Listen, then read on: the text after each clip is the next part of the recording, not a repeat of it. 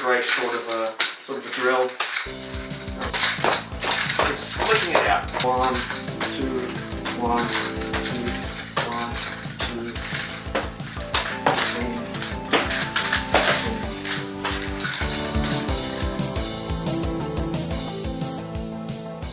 3. He's asking what sort of basic things can we learn with the Nunchaku? Okay, controversial sort of subject. The old Nunchaku. Whether you're an old school Ninja Turtles fan, even older school Ninja fan, Bruce Lee fan, wherever you saw Nunchaku for the first time, you probably saw them and thought, wow, that's pretty cool. I'd probably plaster myself with them, but they look cool. Technically, anything that is connected by a string or a chain can be considered Nunchaku. So they're very wishy-washy. You do need a license, as silly as it sounds. Those of you who do have access to something that is similar to this or do train with Nunchaku, that's great.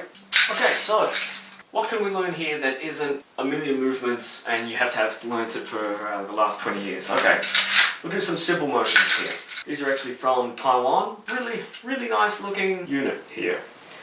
My late brother-in-law had discovered these for me, and of all places, a candy store. Now, obviously, attitudes towards Nunchaku in Asia are a lot different than they are elsewhere. You could buy some freaky sort of candy and a pair of Nunchaku at the same time. Quite an interesting story behind these, but we'll leave that for another day. Another day when we're having a few drinks. I don't really drink all that much anymore, but yeah. Okay, so first up, we want to chamber the Nunchaku underneath here. And all we're going to do here is a simple sort of a blow.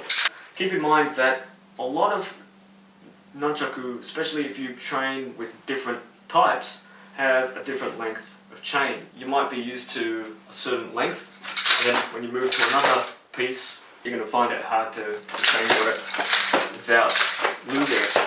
I think I'm doing alright. So far. I haven't played with these babies in a while. Just listen to that noise. That's magic. Alright, we're chambered. We're chambered underneath. Bang, bang, bang. So what am I doing here? I'm keeping an arm up. That's what we want with everything that we do.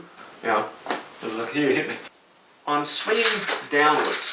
Now, by swinging downwards, causing force to go downwards. Now, there have been scientific sort of tests about how hard the blows are when they hit. If all the force is going downwards, then we're not causing as much force as we could by going forward with, say, a punch or something like that. But it's still going to cause an impact. We're just flicking it out.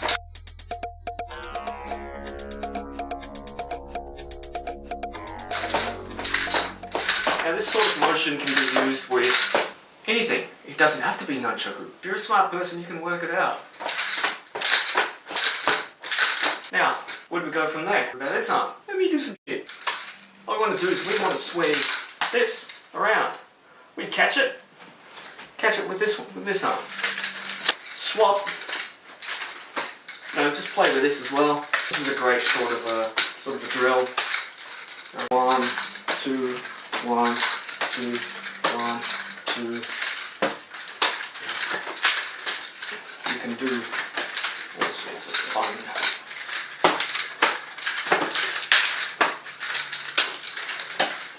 Yeah, so have some fun with it. Now, where could we move from here? We need some forward momentum, some forward motion.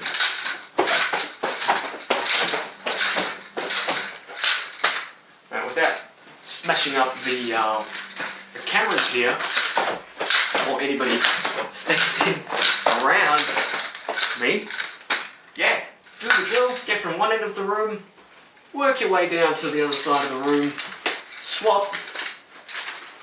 Now just play with this as well.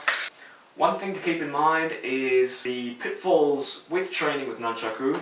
I have had a few mishaps in the past, one of which I hit myself in the eye quite hard. Now, I was lucky not to detach my retina. All I saw was black a lightning bolt. It was not a pleasant experience. From there on, whenever I was practicing with Nunchaku and in a full-on sort of way, I tended to put some kind of protective instrument over my eyes.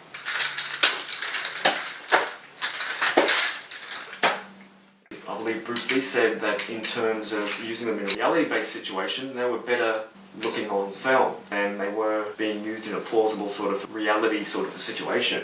But we have got more controversy that comes along with the nunchaku here. I believe it was during the 80s in Europe. Apparently with a lot of the gang-related violence, people had seen these, started carrying them around. At which point people thought, oh my god, these are a dangerous weapon, which they are. But as the man always does, let's ban everything related to these. This was the last time you saw some f***ing moron out there with the nunchaku. Never. They're going to use a baseball bat. They're going to use bladed weapons. Nobody's going to use two pieces of wood or plastic connected with a string or a chain. But politics. So you'll notice that in a lot of martial arts films, or any films that features nunchaku from the 80s up until the early DVD days, which were late 90s, early 2000s, most movies and photoplays that had nunchaku in them cut these scenes out. Can you imagine watching Enter the Dragon with the nunchaku scenes cut out? I remember seeing the short Johnny Cage scene in Mortal Kombat in the beginning where he's got a bunch of bad guys facing off against him. Dude takes out a taser, takes out spiked weapons, all sorts of... And then the one guy that takes out nunchaku, he's been cut out because of the controversy behind nunchaku being a dangerous weapon. Now last I remember, all these other weapons were just as bad. Thankfully that sort of rule's gone away when it comes to movies. And we get to see our nunchakus on screen again, yay! So, we're moving forward. Boom. Boom. Boom.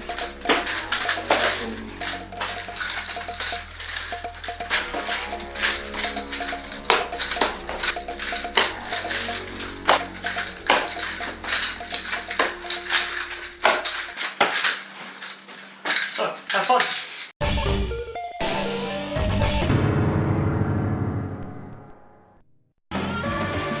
They're not just denim. They're not just jeans. Break out of your old routine. Use a separate shampoo and conditioner. Why His bother? blend of crisp, light, crunchy honeycomb